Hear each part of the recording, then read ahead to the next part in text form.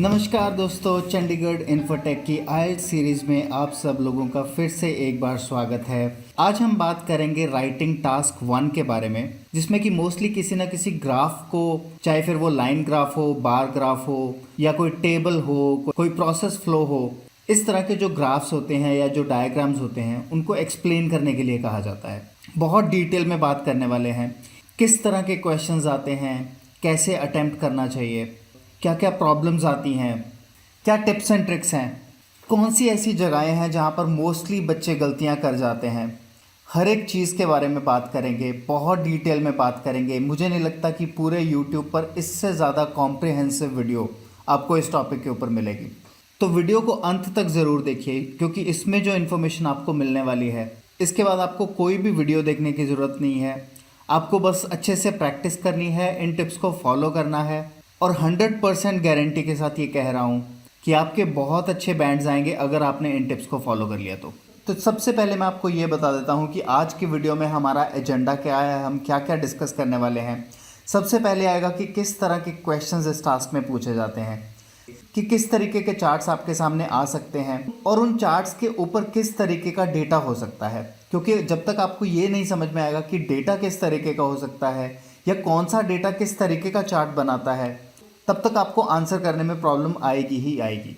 लेकिन जैसे ही आप इसके बेसिक्स समझ आएंगे तो फिर आपको आंसर करने में बिल्कुल भी प्रॉब्लम नहीं होगी, क्योंकि यही वो बहुत बड़ी ट्रिक है कि कौन सा डेटा जो है वो किस तरीके का चार्ट बना सकता है। क्योंकि अगर आपको डेटा समझ में आ गया तो फिर एक्सप्लेन करने में इतनी प्रॉब्लम नहीं आएगी। नेक्स्ट है, मान लीजिए आपके पास किसी भी तरीके का ग्राफ आया, किसी भी तरीके का चार्ट आया, तो आपको उस क्वेश्चन को अटेम्प्ट कैसे करना है, फॉर्मेट क्या है हमारे पास, सबसे पहले हमें क्या लिखना होता है, फिर बॉडी में क्या आता है, ओवरव्यू में क्या आता है, कंक्लूजन देना होता है या नहीं देना होता है, is it optional, is it mandatory. तो हाउ टू अटेम्प्ट वाले सेक्शन में हम इसके बारे में पूरी डिटेल में बात करेंगे। एंड लास्ट में हम एक एग्जाम्पल क्वेश्चन के साथ समझेंगे कि किस तरीके का ग्राफ आपको आता है, क्या क्वेश्चन में लिखा होता है और उस क्वेश्चन को अटेम्प्ट करने के लिए आप कौन से टिप्स एंड ट्रिक्स को यूज़ कर सकते हैं। तो चलिए एजेंडा के सबसे पहले पॉइंट की ओर बढ़ते हैं, जो कि है टाइप्स ऑफ क्वेश्चंस। तो किस तरीके के क्वेश्चंस आ सकते हैं, जैसे कि मैंने अभी आपको थोड़ी देर पहले बताया कि आपको कोई भी तरीके का लाइन ग्राफ आ सकता है। अब लाइन ग्राफ को आपको थोड़ा सा अच्छे से समझना चाहिए। लाइन ग्राफ जब भी आपको मिलेगा तो आपको एक किसी ना किसी ट्रेंड को वहाँ पे आइडेंटिफाई करना होगा, क्योंकि लाइन ग्राफ मोस्टली किसी ना, या तो वो कोई अपवर्ड ट्रेंड बता रहा होगा या वो कोई डाउनवर्ड ट्रेंड बता रहा होगा या कुछ फ्लक्चुएशन बता रहा होगा। तो इस तरीके का आपको कोई भी जो ट्रेंड वो बता रहा है उसको आपको आइडेंटिफाई करना है और उसी को ही आपको एक्सप्लेन करना है। नेक्स्ट हमारे पास बार चार्ट हो सकता है। अगेन इसमें आपको मोस्टली कंपेयर और कॉन्ट्रास्ट करना होगा। तो जो भी डिफरेंट बार्स होंगे, वो कोई हाई बार होगा, कोई लो बार होगा, तो आपको वहाँ से बेसिकली कंपैरिजन करने को मिलेगा। इसमें ट्रेंड नहीं देखने को मिलता है, इसमें कंपैरिजन देखने को मिलता है। तो इस बात का आप थोड़ा सा ख्याल रखिए कि बार चार्ट जो है आपको वहाँ पर कंपैरिजन करना होता है, और जहाँ कहीं आपको लाइन ग्राफ मिलता है या लाइन चार्ट मिलता है तो वहाँ पर आपको कोई ना कोई ट्रेंड आइडेंटिफाई करना होता है। इसी तरीके से नेक्स्ट जो है वो होगा पाई चार्ट। अब पाई चार्ट में क्या होता है, पाई चार्ट में आपको प्रोपोर्शंस देखने को मिलती हैं, मतलब कि किस सेगमेंट का कितना शेयर है। तो आपको इस तरीके से वहाँ पे जो शेयरिंग है उस चीज़ को आइडेंटिफाई करना है। हो सकता है कोई 50% शेयर पे हो, तो डिफरेंट सेगमेंट की जो भी उनके अलग अलग प्रोपोर्शंस होंगे, आपको उन शेयर्स को या उन प्रोपोर्शंस को आइडेंटिफाई करना है और उसके ऊपर एक राइट अप एग्जामिनर को लिख कर देना है। नेक्स्ट देखते हैं, आपके पास कोई टेबल हो सकती है जिसमें कि मोस्टली आपको कुछ ना कुछ समराइज करने को कहा जाएगा। जो भी आपकी टेबल में की डेटा पॉइंट्स होंगे उनको आपको आइडेंटिफाई करना होता है और उनके बारे में लिखना होता है। नेक्स्ट देखते हैं प्रोसेस डायग्राम। अब ये बहुत इंटरेस्टिंग है। किसी भी तरीके का कोई डायग्राम दिया जा सकता है, जैसे मान लीजिए कुछ कंस्ट्रक्शन से रिलेटेड हो सकता है कि आप किसी घर की जब कंस्ट्रक्शन करते हैं तो उसमें कौन कौन सी स्टेजेस आती हैं। कि सबसे पहले आप एक्सकेवेशन करते हैं, यानी कि खुदाई करते हैं, फिर आप फाउंडेशन तैयार करते हैं, यानी कि घर की जो नींव होती है उसको रखा जाता है, फिर उसके ऊपर ब्रिक वर्क होता है, फिर प्लास्टर होता है। तो इस तरीके से एक पूरा प्रोसेस है जो कि एक घर को बनाने में काम आता है। तो उस पूरे प्रोसेस के ऊपर जो भी डिफरेंट स्टेजेस हैं उनके ऊपर आपसे एक राइट अप पूछा जा सकता है। नेक्स्ट होगा कि किसी तरीके का मैप आपको हो सकता है दिया जाए, जिसमें कि आपको स्पेशियल रिलेशनशिप, ये बहुत इंपॉर्टेंट है कि जो स्पेस से रिलेटेड है, राइट। जब भी आपको कोई मैप दिया जाएगा तो उसमें जो भी स्पेशियल डेटा पॉइंट्स होंगे उनको आइडेंटिफाई करना होता है और उसके बारे में आपको एक राइट अप लिखना होता है। सिमिलरली नेक्स्ट देखते हैं कॉम्बिनेशन ऑफ ग्राफ्स, ये बहुत इंपॉर्टेंट है, जहां पर कि आपको सिर्फ एक ग्राफ नहीं बल्कि दो ग्राफ्स दिए होंगे और उन दोनों ग्राफ्स के बीच में कोई ना कोई रिलेशन ज़रूर होगा। तो यहाँ पे आपका थोड़ा सा कॉम्प्लेक्स हो जाता है और हम आगे आने वाली वीडियोस में विद एग्जांपल्स इन तरह के क्वेश्चंस के ऊपर बात करेंगे। जब आपको दो या दो से ज़्यादा ग्राफ दिए जाएं तो उस केस में आपको कैसे रिलेशन फाइंड करना है, कैसे अपना राइटअप तैयार करना है और क्या चीज़ें उसमें हाईलाइट करनी है, क्या नहीं करनी है। तो ये भी एक बहुत इंपॉर्टेंट कैटेगरी ऑफ क्वेश्चंस है। And last but not the least, जिसमें कि आपको किसी भी तरीके के जनरल ट्रेंड्स या कंपैरिजंस के बारे में पूछा जा सकता है। ठीक है, तो ये सारे तरीके के क्वेश्चंस आपको इस राइटिंग टास्क 1 में आ सकते हैं। आज जो हम पर्टिकुलरली एग्जाम्पल देखेंगे वो लाइन ग्राफ के बारे में देखेंगे, लेकिन एग्जाम्पल पर जाने से पहले हम ये देख लेते हैं कि राइटिंग टास्क के 1 का जो आंसर हमें देना होता है एक्चुअल में उसका फॉर्मेट कैसा होता है, दैट इज़ कि इन क्वेश्चंस को हमें अटेम्प्ट कैसे करना है। तो सबसे पहले जो है, जब भी आपको एक क्वेश्चन दिया जाएगा आपको उसकी एक इंट्रोडक्शन तैयार करनी होती है।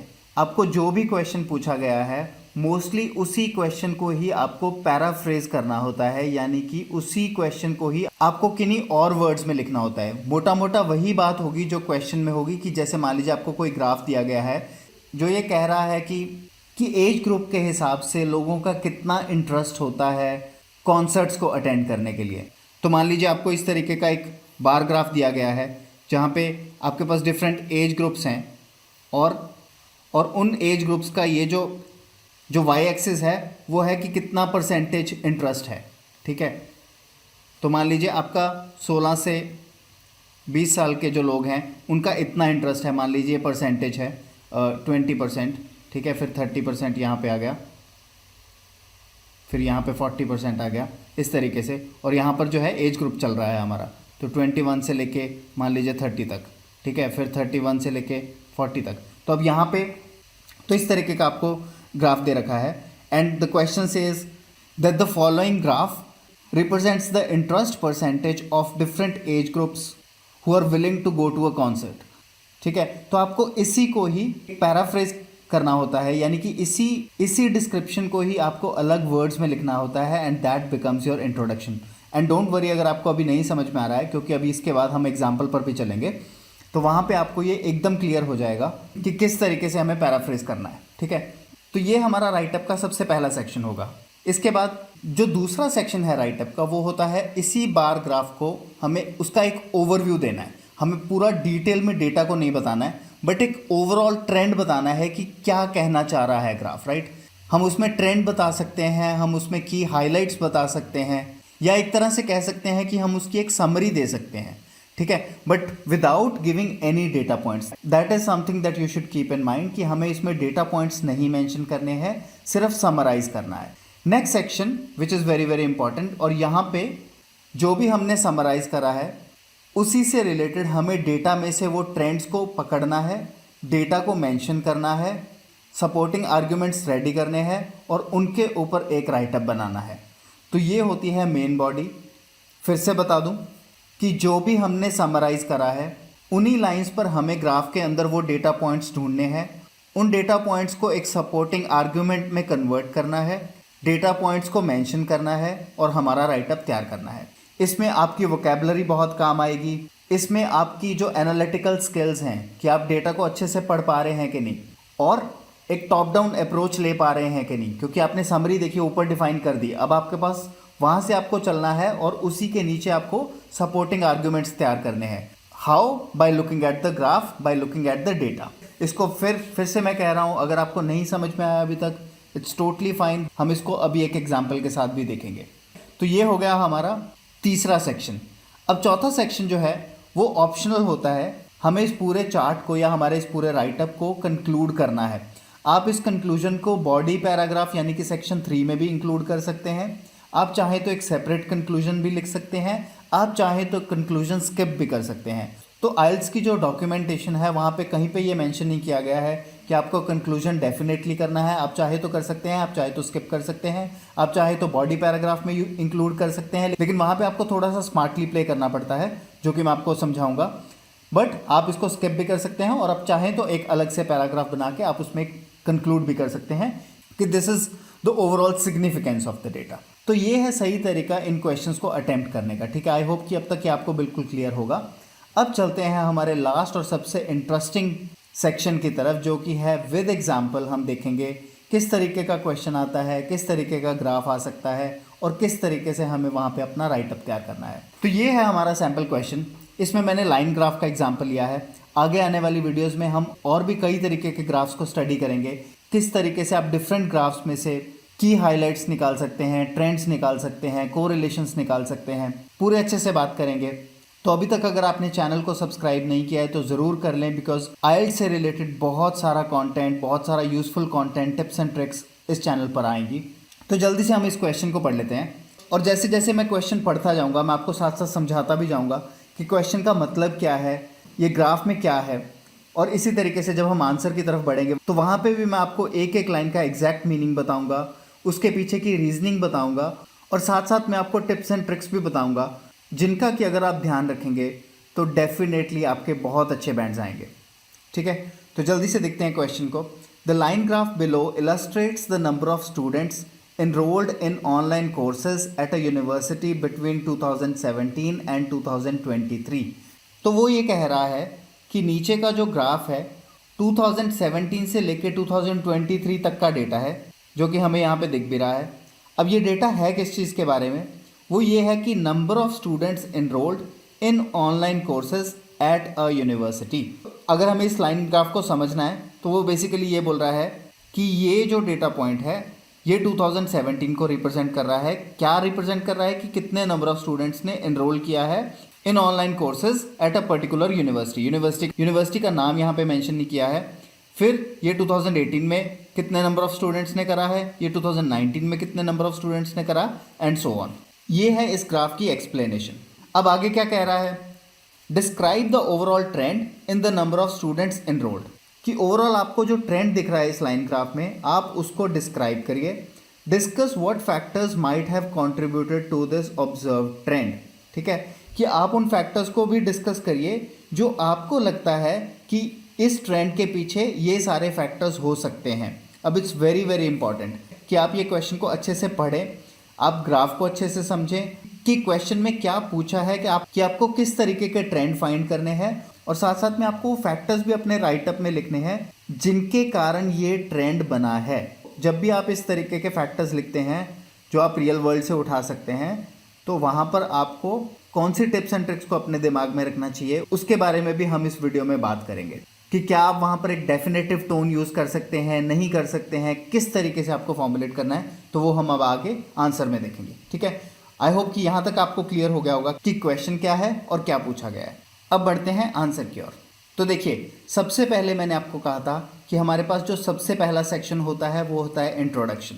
ठीक है, और वो इंट्रोडक्शन हमें बनानी कैसे है कि जो भी लाइंस क्वेश्चन में लिखी गई हैं जो कि ग्राफ को एक्सप्लेन कर रही हैं, हमें उन्हीं लाइंस की ही पैराफ्रेजिंग करनी है, यानी कि उन्हीं लाइंस को ही अपने वर्ड्स में किसी और तरीके से लिखना है, बट मीनिंग सेम ही होना चाहिए। तो सबसे पहले ये देख लेते हैं कि इन्होंने लिखा क्या है। इन्होंने लिखा है the line graph below illustrates the number of students enrolled in online courses at a university between 2017 and 2023। तो हम जो इसकी पैराफ्रेजिंग कर सकते हैं वो इस तरीके से कर सकते हैं कि the line graph provides a visual representation. देखिए यहाँ पे क्या लिखा था, the line graph below illustrates. ठीक है, हमने उस लाइन को क्या बदल के कर दिया, the line graph below provides a visual representation of the number of students enrolled in online courses at a university over the period from 2017 to 2023। हम इसको ये भी लिख सकते थे over the period of 6 years from 2017 to 2023, कुछ भी लिख सकते थे, बट हमने वही लाइन लिखी है बट उसको थोड़े थोड़े वर्ड्स चेंज करके हमने उसकी पैराफ्रेजिंग कर दी। इसमें थोड़ा सा आप और भी स्मार्टली कर सकते हैं। मैं सिर्फ एग्जाम्पल देने के लिए बता रहा हूँ, आप ये भी लिखेंगे चल जाएगा, कोई प्रॉब्लम नहीं आएगी, अच्छे बैंड्स आएंगे। कुछ कुछ चीज़ें आप और चेंज कर सकते हैं, जैसे मान लीजिए line graph provides a visual representation of number of students enrolled की जगह आप यूज़ कर सकते थे वर्ड साइंड अप। ठीक है, कि आपने एनरोल करा या आपने साइन अप करा, signed up in online courses या signed up for virtual courses, क्योंकि ऑनलाइन कोर्सेज जितने भी होंगे वहाँ पे आपको किसी क्लासरूम में नहीं बैठना है, वो वर्चुअल होंगे, right. So signed up for virtual courses, तो आप ऑनलाइन की जगह वर्चुअल कोर्सेज लिख सकते थे। इस तरीके से आप पैराफ्रेजिंग कर सकते हैं। कोई ज़रूरी नहीं है कि आपको हर एक वर्ड का ऑल्टरनेटिव ढूंढ के लेके आना है। ओवरऑल आपको जो मैंने बोला कि एसेंस यही है कि आपको उसी लाइन को ही बस किसी और तरीके से बताना है। तो ये तो होगी आपकी इंट्रोडक्शन। नेक्स्ट चलते हैं। सेकंड सेक्शन जो मैंने आपको बताया था वो ये था कि ओवरव्यू बताना है। आपको डेटा के अंदर डीप नहीं जाना है, बट आपको एक समरी बतानी है कि क्या ट्रेंड्स आप ऑब्जर्व कर रहे हैं उस चार्ट से। तो अगर आप ट्रेंड देखेंगे तो ट्रेंड है हमारे पास, overall there is a study increase in online course enrollment during the observed period. Overall जो है वो आपको एक ट्रेंड जो है वो इंक्रीज की तरफ ही दिख रहा है, क्योंकि देखिए अगर आप वापस चलेंगे तो यहाँ से हम लोग ऑलमोस्ट 500 से स्टार्ट हुए थे and we ended up at somewhere over 1000। ठीक है, तो ओवरऑल ट्रेंड जो है वो ऑनलाइन कोर्सेज की तरफ जो एनरोलमेंट है वो बच्चों की इंक्रीज ही हुई है over the period of these 6 years. ठीक है, तो ये मैंने सबसे पहली लाइन बना दी अपनी। ठीक है, सेकेंड लाइन मेरी क्या होगी, नोटेबली। अब इसके अंदर एक कैच है, notably a substantial surge occurred in 2020 with a substantial gradual decline in the following years. उसके बाद आपने क्या यहाँ पे नोटिस करा है कि ये जो एकदम से जंप आया है इन 2020, यहाँ पे एक नोटेबल है, it's very notable, it's very noticeable, right, कि यहाँ पर एक सर्ज आया है। सर्ज का मतलब होता है सडन इंक्रीज, और उसके बाद एक ग्रेजुअल डिक्लाइन, मतलब आराम से वो कम होते जा रहा है, बट यहाँ पे एक सडन इंक्रीज आपको देखने को मिला। तो आपकी समरी जो देखी जाए तो ओवरऑल यही बन रही है कि ओवरऑल तो इंक्रीज हुआ है, बट यहाँ पे एकदम से इंक्रीज हुआ है एंड देन उसके बाद ग्रेजुअल डिक्लाइन। ग्रेजुअल डिक्लाइन मतलब धीरे धीरे करके कम हो रहा है, बट एकदम से कम नहीं हुआ है। तो यही मैंने अपने ओवरव्यू सेक्शन में लिख दिया। यहाँ तक आई होप कि आपको ये क्लियर हो गया होगा कि हम देखिए हमने डेटा पॉइंट्स नहीं मेंशन करे, हमने जहाँ पर एकदम से कुछ ट्रेंड दिखा है, हमें कोई स्पाइक दिखा है, वो हमने मेंशन कर दिया। अगर कुछ ग्रेजुअली कुछ डिक्लाइन हो रहा है या कुछ ग्रेजुअली इंक्रीज हो रहा है, हमने वो भी मेंशन कर दिया। तो ये हमारा एक ओवरव्यू बन गया। आई होप ये क्लियर होगा अब तक। अब जो नेक्स्ट सेक्शन है वहाँ पे आपको ये जो आपने ओवरव्यू बनाया है इसी से रिलेटेड आपको सपोर्टिंग आर्ग्यूमेंट्स बनाने हैं। हमने डेटा पॉइंट्स को गैदर करना है और उन डेटा पॉइंट्स को ही अपनी पैराग्राफ में यानी कि अपनी बॉडी में लिखना है। तो अब ये है मेरी मेन बॉडी। इसमें मैं कंक्लूजन को जो है, जो कि मैंने आपको बताया था कि मैं मेन बॉडी में ही इंक्लूड कर दूंगा, और किस तरीके से मैंने इसको इंक्लूड करा है वो भी मैं आपको इसमें बताता हूँ। तो अब जब मैंने मेन बॉडी को जब अपना डिफाइन करना शुरू करा है, तो देखिए जो भी आपने ओवरव्यू में लिखा है, जो भी आपने ट्रेंड ऑब्जर्व करा है, आपको ये ध्यान रखना है कि जो भी आप मेन बॉडी में लिख रहे हैं वो उस ट्रेंड को ही रिफ्लेक्ट करें, यानी कि वो उस ट्रेंड की ही लाइंस पर हो, उसी के सिंक में हो। तो ये बहुत इंपॉर्टेंट है जब भी आप अपनी मेन बॉडी को तैयार करेंगे। तो सबसे पहली लाइन देखते हैं, the enrolment started at 500 students in 2017। मैंने अपना पहला डेटा पॉइंट भी लिख दिया और स्टार्टिंग पॉइंट भी बता दिया कि 500 बच्चों से स्टार्ट हुआ था 2017 में, showing a modest increase to 550 in 2018 and further to 605 in 2019। ठीक है, कि 2018 और 2019 को भी मैंने डिफाइन कर दिया कि यहाँ तक इंक्रीज ही चलता आ रहा है, but it's a modest increase. कोई बहुत ज़्यादा इंक्रीज नहीं हुआ है, कोई सर्ज नहीं हुआ है, इट्स अ मॉडेस्ट इंक्रीज। अगर आपको इस तरीके के वर्ड्स के बारे में और जानना है कि मॉडेस्ट कहाँ यूज़ करना है, सब्सटैंशियल कहाँ यूज़ करना है, तो इसके ऊपर भी मैंने एक बहुत अच्छी वीडियो बना रखी है। आई बटन में मैं उसका लिंक दे दूंगा, जो कि आपको आइल्स से रिलेटेड किस तरीके की आपको वोकेबलरी आनी चाहिए, कौन कौन सी सिचुएशंस आती हैं, तो उसके बारे में बहुत कंप्लीट डिटेल वीडियो है। अगर आपने वो नहीं देखी अभी तक तो आप ज़रूर उसे जाके चेकआउट करें। आइल्स से रिलेटेड बहुत सारी सिचुएशंस होती हैं और उन सिचुएशंस में आपको कौन से वर्ड्स यूज़ करने चाहिए उनके बारे में मैंने बहुत डिटेल में बात करा है, तो ज़रूर जाके वो वीडियो देखिए। तो चलिए वापस आते हैं। Showing a modest increase to 550 in 2018 and further to 605 in 2019। ठीक है, तो मैंने यहाँ तक एक्सप्लेन कर दिया कि 2018 में कितना था वर्सेस 2019 में कितना हो गया। तो अभी तक इंक्रीज चला रहा है, क्योंकि मैंने अपने जो ओवरव्यू में है उसमें भी यही बोला है कि इंक्रीज ही हुआ है ट्रेंड। ठीक, however the most significant rise transpired in 2020 reaching a peak of 1210 students. ठीक है, तो ये डेटा पॉइंट्स तो मेरे इस चार्ट में ही मेंशन है। अगर आप देखें तो डेटा पॉइंट्स तो मेरे को यहीं से ही मिल रहे हैं, बट मैं उसको किस तरीके की लैंग्वेज में बता रहा हूँ, कौन से वर्ड्स यूज़ कर रहा हूँ, यहाँ पे आपको उन चीज़ों पर ध्यान देना चाहिए। तो वापस से आते हैं, यहाँ तक तो मॉडेस्ट इंक्रीज हो रहा था, लेकिन एकदम से जो सिग्निफिकेंट राइज हुआ है दैट ट्रांसपायर्ड इन 2020, ठीक है, जो कि हमें 2020 में देखने को मिला, जबकि एकदम से ही विद इन 1 ईयर 1210 स्टूडेंट्स हो गए, विच इज़ ऑलमोस्ट डबल। जो 605 था वो 1210 हो गया। अब एक चीज़ आपको ध्यान रखनी चाहिए, जो कि क्वेश्चन में भी लिखा हुआ है, कि आपको ये जो भी आप ट्रेंड आइडेंटिफाई कर रहे हो, आपको क्या लगता है कि क्या हुआ होगा। अब अगर आप वापस क्वेश्चन पे चले तो यहाँ पे इन्होंने बोला है discuss what factors might have contributed to this observe trend. तो आपको अपनी तरफ से कुछ फैक्टर्स सोचने हैं और उनके बारे में आपको लिखना है। अब हम सब लोगों को पता है कि 2019 में कोविड आया था, ठीक है, तो आप एक रियल वर्ल्ड सिचुएशन को यहाँ पे कोरिलेट कर सकते हैं, लेकिन आपको जो लैंग्वेज यूज़ करनी है, ये आप बहुत ध्यान से सुनिए, जो भी आपको लैंग्वेज यूज़ करनी है जिससे कि ये लगे कि ऐसा हो सकता है, ठीक है, यू आर नॉट 100%, क्योंकि देखिए आपको कोई डेटा नहीं दिया गया है जो कि आपको इस कोविड-19 की तरफ पॉइंट आउट करके बताए। तो आपको इस तरीके की लैंग्वेज यूज़ करनी होती है कि ऐसा हो सकता है, ऐसा पॉसिबल है। तो कभी भी आप मस्ट हैव या शुड हैव इस तरीके का कभी भी आप यूज़ नहीं करेंगे। आप यूज़ कर सकते हैं could be, can be, probably, most probably, इस तरीके के आप वर्ड्स यूज़ करने हैं ताकि आप रियल वर्ल्ड सिचुएशन के साथ कनेक्ट भी कर दें, बट लेकिन ये सिर्फ ऐसा लगना चाहिए कि आपको ऐसा लगता है कि दिस कुड हैव हैपेंड। तो ये इस चीज़ का आप बहुत अच्छे से ख्याल करिए। तो यहाँ पे मैंने जो लाइन लिखी है वो देख लेते हैं।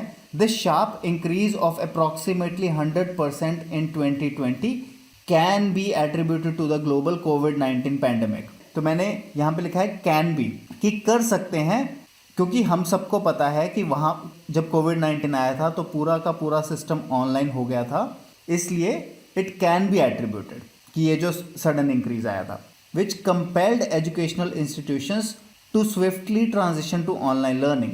क्या मतलब हुआ कि ये जो शार्प इंक्रीज है ऑफ अप्रॉक्सीमेटली 100% इन 2020, ये कोविड-19 की वजह से हो सकता है, क्योंकि कोविड-19 ने सारे के सारे एजुकेशनल इंस्टीट्यूशंस को ऑनलाइन लर्निंग की तरफ ट्रांजिशन करने के लिए कंपेल किया था।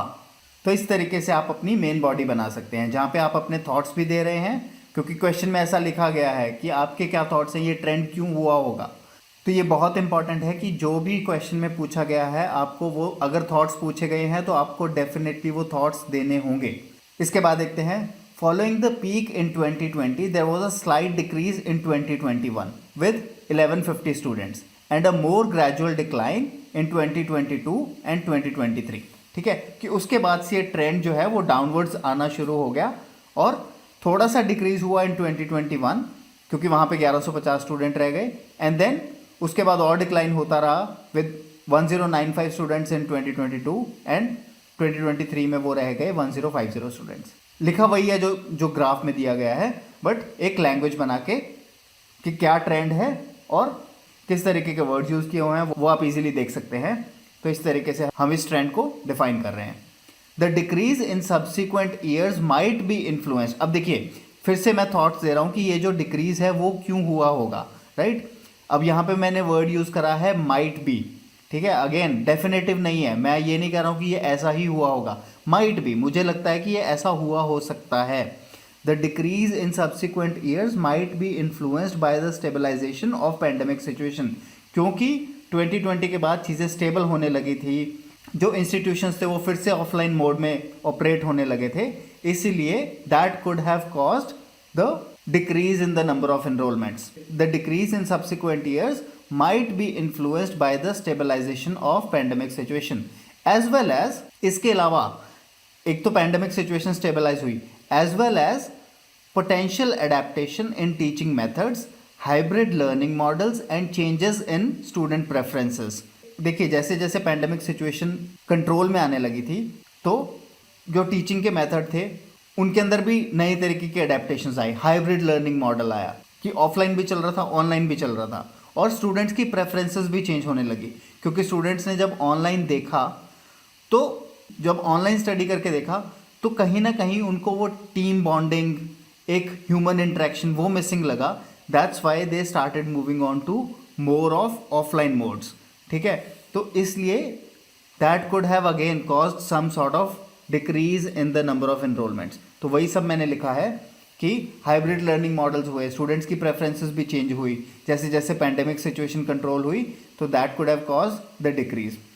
अब देखिए लास्ट में मैं इसको कंक्लूड कर रहा हूँ, लेकिन कंक्लूजन के लिए मैंने कुछ अलग से नहीं लिखा है, मेन बॉडी के अंदर ही बना दिया उसको। In essence the data reflects the dynamic response of the university to external circumstances with the surge in online enrollment in 2020 serving as a critical turning point। अब ये मैंने सिर्फ कंक्लूजन करा है, कंक्लूजन किसी भी तरीके से कर सकते हैं, बट ये मेरा थॉट प्रोसेस है कि जो भी एक्सटर्नल सर्कमस्टांसेस हुए, जैसे कि पैंडेमिक आया तो यूनिवर्सिटी ने क्विकली उस चीज़ को अडेप्ट करा, जो भी इंफ्रास्ट्रक्चर चाहिए था ऑनलाइन के लिए they made it available, they made it ready in 2020 और सब कुछ ऑनलाइन कर दिया गया। That external circumstance served as a critical turning point. तो इस तरीके का आप कंक्लूजन दे सकते हैं। आई होप ये क्लियर होगा। इसमें अगर कुछ डाउट है तो आप ज़रूर नीचे कमेंट सेक्शन में कमेंट करके पूछ सकते हैं। आप मेरे साथ व्हाट्सएप पे भी कनेक्ट कर सकते हैं, नंबर मैं आपको डिस्क्रिप्शन बॉक्स में दे दूंगा। अगर आपके किसी भी तरीके के कोई डाउट्स हैं, आपको कोई कंसल्टेशन चाहिए, तो आप मेरे साथ व्हाट्सएप पे भी कनेक्ट कर सकते हैं। So I hope that you like this video. अगर आपको ये अच्छी लगी है तो do share it with your friends, do like this video on YouTube, it helps to reach me more and more students, and yes, do subscribe to my channel and I'll see you in the next